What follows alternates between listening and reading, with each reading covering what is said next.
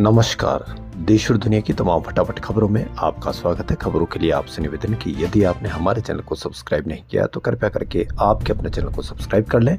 आप सब्सक्राइब करते हैं तो हमें हिम्मत होती है सही और सच्ची खबरें और उन खबरों को आप तक पहुंचाने की जो मीडिया के द्वारा आपसे छुपाई जाती है।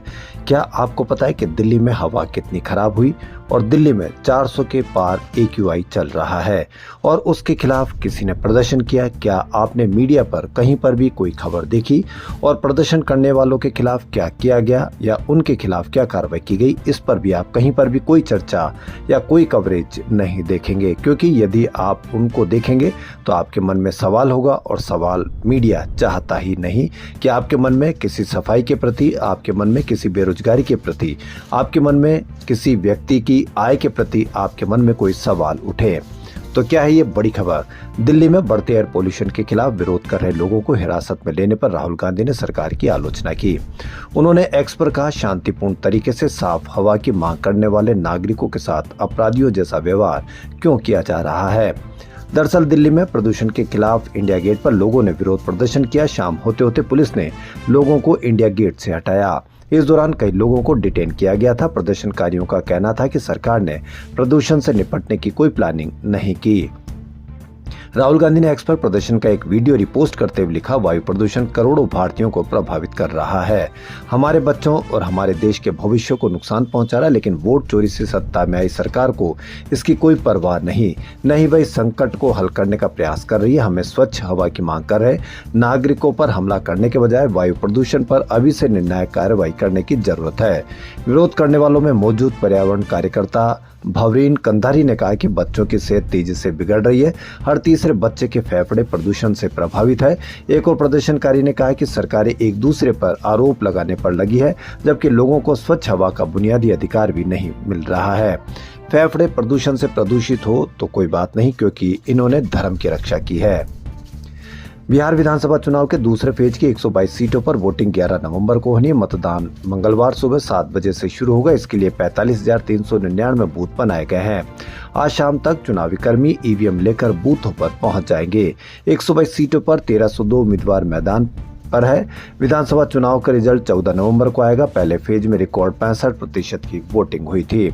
इमामगंज प्रखंड के हेरहज, पथरा और केवलडी गांव के मतदाता लगभग 25 साल बाद अपने गांव में ही मतदान कर सकेंगे। 2001 में आखिरी बार वोटिंग के बाद से इन तीनों गांवों के लोग वोट नहीं डाल पा रहे थे।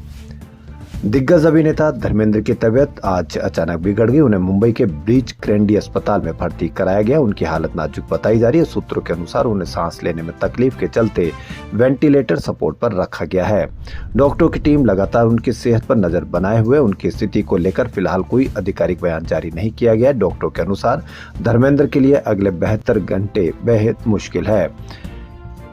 वहीं धर्मेंद्र के परिवार के सदस्य अस्पताल में मौजूद है। वहीं उनकी बेटियों को USA से बुलाए जाने की भी खबर है। हाल ही में उनकी अपकमिंग फिल्म 21 का ट्रेलर भी रिलीज हुआ था, जिसमें उन्होंने दमदार अभिनय किया था।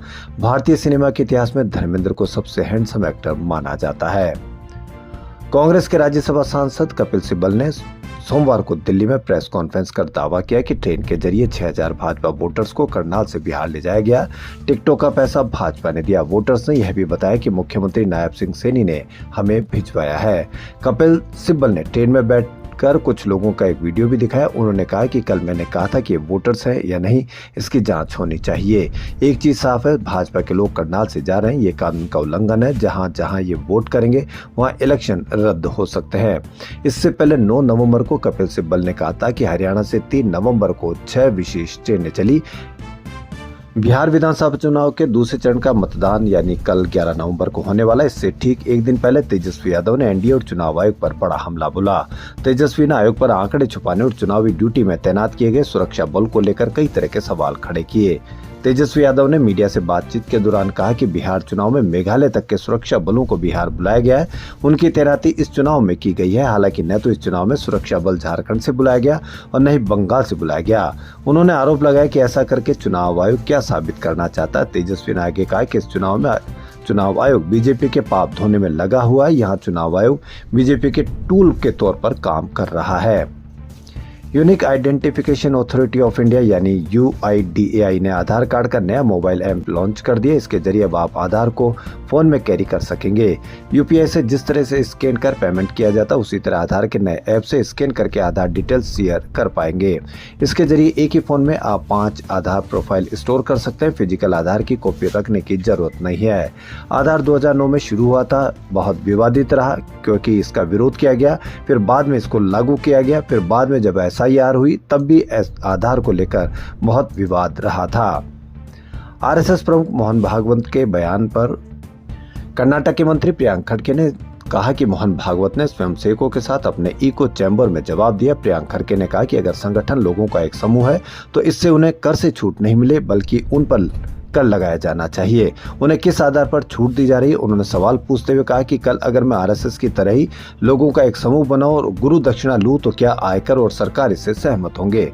उन्होंने कहा कि मैं इसे भी गुरु दक्षिणा कहूंगा। मोहन भागवत का स्वयंसेवकों को संबोधित करने का क्या मतलब है? उनका पहले से ही ब्रेन वॉश किया जा चुका है। अगर उन्हें इतना भरोसा है कि वह कानूनी रूप से सही है तो पूरे RSS को हमारे कानूनी और संवैधानिक विशेषज्ञों के साथ बहस करने दे। अगर वह बहस करना चाहते हैं तो आइए इसके लिए स्वर और मानदंड तय करें। आइए हम केवल उन चीजों पर बहस करें जो उन्होंने ऑर्गेनाइजर पत्रिका में छापी है। संविधान, राष्ट्रीय ध्वज, स्वतंत्रता संग्राम, जो कुछ भी उन्होंने अपने मुखपत्र ऑर्गेनाइजर में प्रकाशित किया है।